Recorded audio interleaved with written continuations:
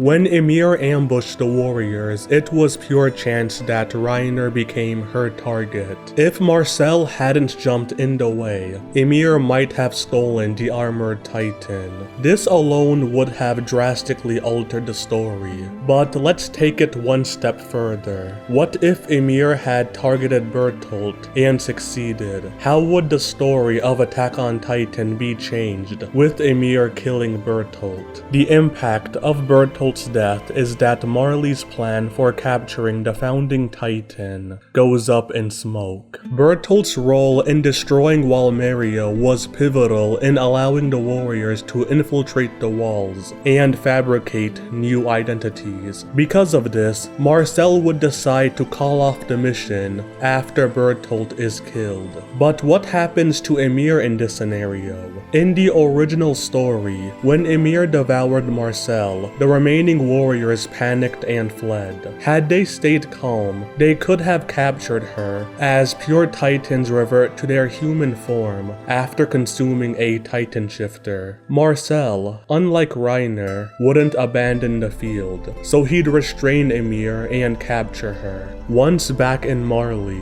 Marcel submits a report detailing how Bertolt was killed, and Marleyan officials, concluding that they had underestimated the Titans on Paradis, would change their strategy. Next time, Peak will join the mission to carry the warriors safely to Ymir. For the time being, their priority would be training Porco to use the Colossal Titan. Marcel, Annie, and Reiner would not be punished for their failures, and would remain on standby until their next mission. Annie would enjoy this outcome, as she would return to her father. Reiner, however, would be miserable. He'd be constantly taunted by Porco, who would blame him for the mission's failure. Reiner would also have to cope with Bertolt's death, and the revelation that Marcel sacrificed him to save Porco. This would shake Reiner's loyalty to the other warriors. Porco would learn why he didn't receive the armored titan, and he'd be frustrated until Marcel can explain why he did it. Once Porco learns Marcel had good intentions, he would forgive his older brother. If we follow a scenario where Marcel and the others flee after Ymir kills Bertolt, the ending is very similar. In the original storyline, after Reiner regained his composure, Annie suggested they pursue Ymir, but Reiner refused. He knew the Jaw Titan could outrun them, and chasing it would only exhaust them. In this alternate scenario, Marcel and Reiner are in agreement about pursuing Ymir. The Colossal Titan is critical to their mission, and they know the Jaw Titan could easily pursue it. Marcel carries Reiner and Annie to Bertolt's last position. When they arrive, Ymir is just regaining consciousness after 60 years as a pure Titan. In Season 2, we learned Ymir did not remember killing Marcel, so in this version, she does not remember killing Bertolt. All she knows is she was given a second chance, and she must reach Ymir before pure Titans arrive. A few moments later, Ymir spots the Jaw Titan. Mistaking it for a pure Titan, Ymir transforms into the Colossal Titan. The resulting explosion sends Marcel tumbling, and sends Reiner and Annie flying away. Marcel would quickly regain his footing, then rushes to the injured Reiner and Annie, and carries them away to safety. Marcel then suggests they keep their distance and tail the Colossal Titan until its user is exhausted. Marcel's plan works. Ymir eventually exits the Colossal Titan, completely exhausted, and the warriors immediately restrain her.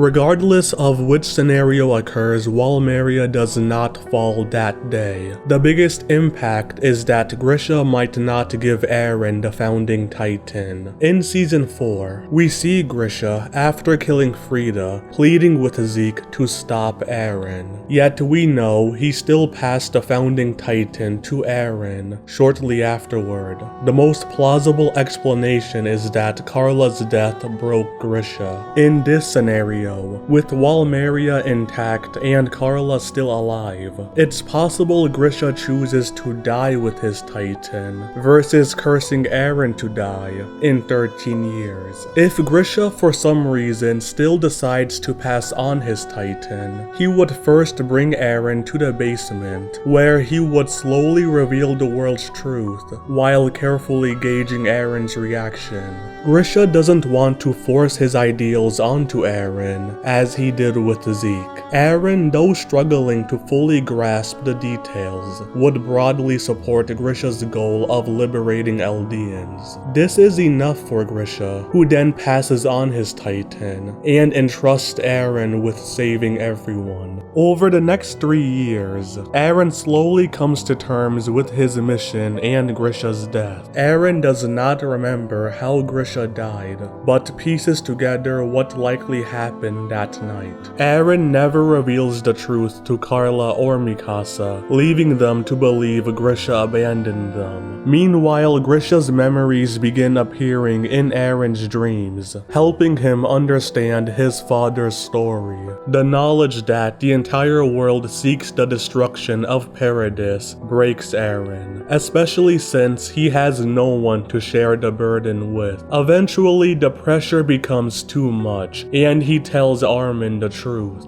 To Eren, Armin is his closest friend and the smartest person he knows. At first, Armin struggles to understand Grisha's story as it's too much for him, but once it sinks in, he remains optimistic. He would suggest that perhaps things in Marley might have improved since Grisha's time. He also proposes that they bide their time until they can join the military police, as once they join, they could easily gather information on the founding titan. Unfortunately, Armin and Eren never get the chance to execute their plan, as Marley launches their second operation to capture the founding titan. This time, the warrior squad consists of Reiner, Peak, Annie, and Porco as the colossal titan. Marcel and Zeke stayed behind to defend Marley. Peak safely transported the warriors to Walmeria, and Porco smashed through the front gate using the colossal titan.